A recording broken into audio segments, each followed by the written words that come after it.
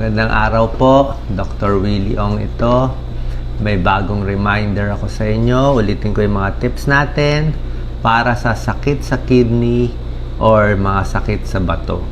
So, napakaraming Pilipino, merong sakit sa kidney, sakit sa bato. Hindi natin masabi bakit sa Pilipinas napakarami. 80,000 nagda-dialysis, ilang baka maabot na ng milyon siguro na may diferensya sa kidney So, meron tayong 12 signs and symptoms, 12 senyales na posibleng meron ka ng sakit sa kidney. Bakit nagkakasakit sa kidney? Mga kinakain natin dito, hindi po healthy. Kasi mga pagkain natin sa Pilipinas, alam nyo naman, laging mura, matipid, mababa presyo, kaya yung kalidad nasisira. Okay? Sa sobrang alat, toyo, patis, bagoong, noodles, yung mga kinakain natin paulit-ulit, kaya hindi po ganun ka-healthy. Okay? Ito po, Doc Lisa, pakita mo. Kidney failure, paano natin malalaman? Early warning signs, ito yung mga sintomas, ituturo ko yung 12. So, i-check nyo kung meron kayo. Kung meron tayong mga konting test na gagawin. Okay? Ito, chine-check niya yung pag-ihi niya. Ito, inidoro. Okay? So, first is, nagbabago ang pag-ihi. Ibig sabihin, dati normal mo siguro pag-ihi, mga 8 beses ang araw. Biglang dumadami yung ihi mo, ihi ka na ihi. Or mas delikado pa yung kumukonti ang ihi. Okay? So, biglang dumami, biglang kumonti ang ihi, kailangan malaman natin bakit ganito nangyayari. Number 2, yung masakit yung pag-ihi. Masakit. Yan, no? Masakit to. Masakit dito sa tagiliran. Masakit ang pag-ihi. Paglabas ng ihi, masakit. Pwedeng may infection sa ihi or yung iba, paglabas may nakikitang mga buhangin-buhangin. But ibang klaseng kidney stones. Maliit yan. Parang buhangin lang yan. At misa kulay pink ang ihi. Pag ang ihi nyo kulay pink, ibig sabihin nun may dugo. Pink eh. So, number 3, kulay pink, mapula o may dugo ang ihi. So, pag merong ibang lumalabas na ibang kulay, hindi may yellow, hindi rin po maganda. Number 4, mabula ang ihi. Ngayon, karamihan ng tao talaga normal na mabula ang ihi. Ang sinasabing mabula, yung sobrang bula, para kang uminom ng orange juice na maraming bula. Talagang frothy na bumubula. Tsaka yung pagbula ng ihi, hindi po natatanggal. Let's say, umihi, mabula. After 2 minutes, nandun pa rin yung bula. Hindi nawawala yung bula. Parang sa kape na bumubula. Ganon ang bula ng may protina sa ihi. Number 5, may manas. Okay? Kasi, syempre sa kidneys, hindi na nakakalabas yung tubig at yung dumi ng katawan, nag-iipon. Ang manas sa paa. Para malaman nagbara dito sa kidneys, kaya may manas sa paa. Para malaman kung may manas, ito, dinidiinan natin yan. Sa may buto, diinan. Nakita nyo, nakalubog yung balat to. Kaya hindi dapat nakalubog yan. Pag nakalubog yan, sabi maraming tubig. Pag ang tubig nyo hanggang dito sa ankle, bukong-bukong, Doc Lisa, mga 5 liter, mga 5 liters na, hindi 5 liters. Parang, basta maraming tubig na yan. Mga 5 basong excess water na yan. So, pag umabot pa hanggang tuhod, mas marami pa. May mga litro yun, ilang litro na sobra ng tubig. So, hindi lang paa nagmamanas, pati kamay din. Pwede magmanas, masikip ang sing-sing, masikip ang kamay. At yung mukha, yung sakit sa kidney na mamaga yung dito sa may puffy eyes dito. Parang paga ang mukha. Yun ang sa kidney. Okay.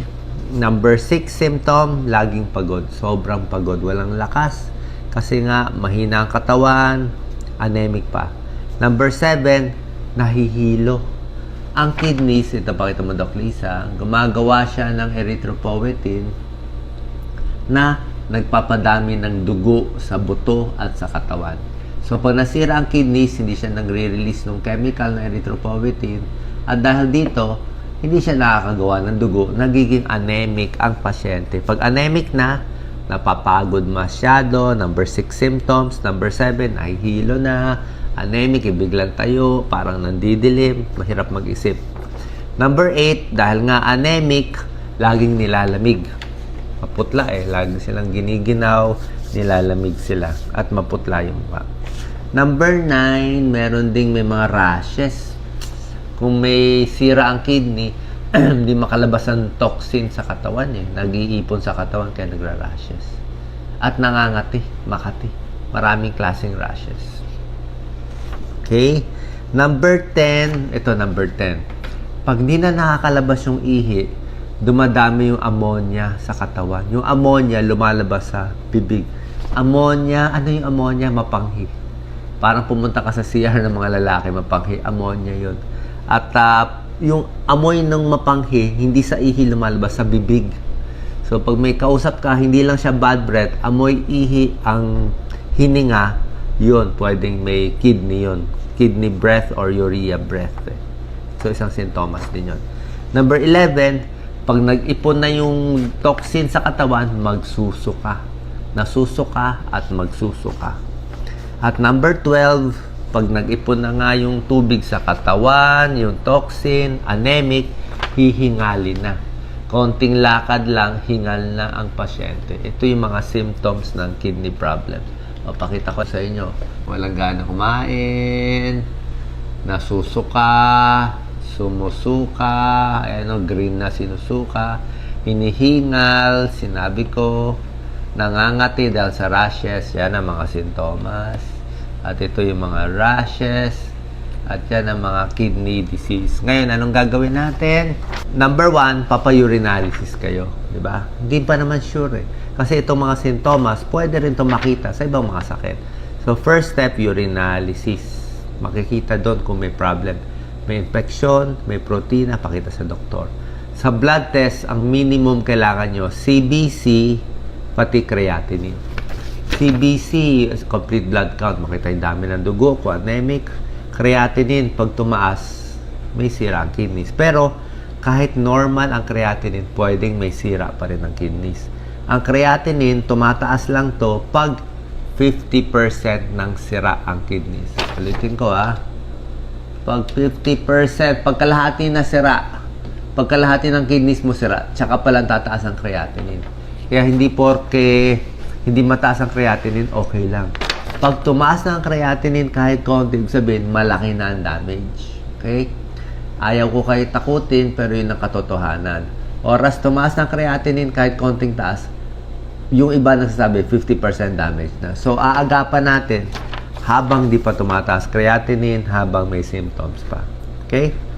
Ano ang treatment? Marami akong mga ibang videos. Check nyo na lang yung mga treatment natin. Pero basically, ang treatment natin sa kidney ay kung may high blood, dapat control. Diabetes, control. Pag-inom ng tubig, iwas sa pain reliever. Yung protina, tamang-tama lang yung dami. At marami pa tayo ibang mga health tips. Ingat din sa mga, minsan yung mga gamot o yung mga ini-injection ng mga contrast dye, pang CT scan, may mga dye. Minsan nakakasira din ng kidneys. Lalo na, ulitin ko ang pain reliever. Yung mga gamot sa kirot, nakakasira din ng kidney yan. So, ingat lang. Pakonti-konti lang inom nun. Ang matagalang pag-inom ng pain reliever, nakakasira ng kidney. So, ingat po. Sana wala tayong sakit nito. Sana hindi tayo magkasakit nito. At sana may chance pa na makaiwas tayo. Pero kung meron na kayong sakit, simple lang. Anong gagawin ko? Na-imagine ko na yung comment nyo Ang gagawin, pupunta tayo sa nephrologist. Okay, kidney specialist, nephrologist. Siya bahala magbigay ng timpla ng anong mga gamot para ma-protect yung kidneys at anong mga pagkain. Depende sa Huwag lang masyadong maraming protina. Okay lang yung mga gulay. Yung mga normal healthy diet muna natin. Okay? So, pa-check ang inyong kidneys. Sana buong bayan natin makaiwas at mabawasan na ang dami na nagkakaroon ng kidney failure, dialysis at pagkamatay. Ingat po. God bless.